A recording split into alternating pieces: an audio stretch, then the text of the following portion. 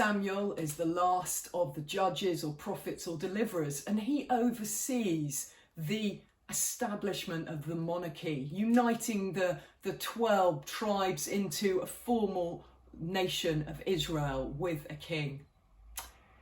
He starts by anointing a man called Saul, but Saul is double-minded in his worship of Yahweh, and Samuel anoints another man called David.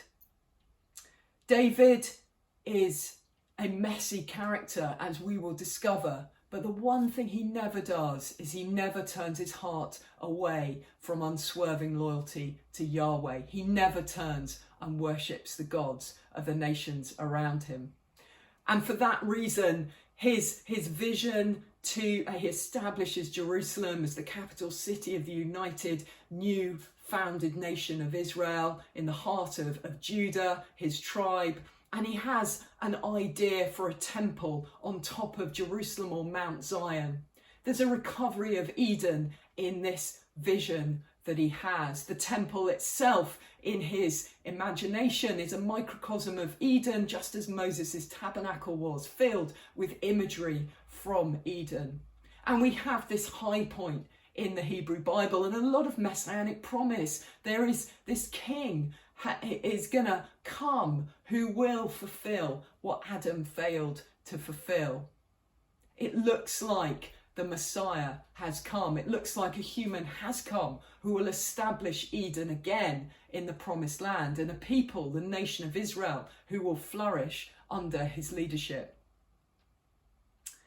But tragically, despite his wholehearted following of Yahweh, despite the depths of his honour when he's persecuted by the former king who's jealous of him, Saul, and for 13 years is persecuted has to hide in caves and desert.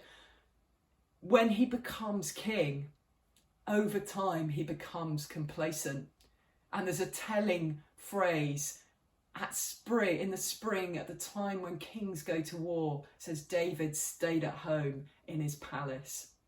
He is on this high point in Eden, a king in his palace.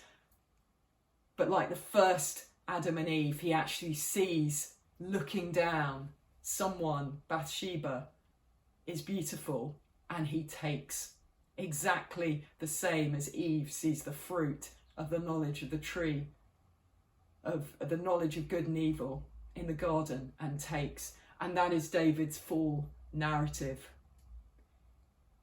The king, the messianic promise, is not fulfilled in David. Tragically, although he never turns to idols, he does fall for his own wisdom in this area.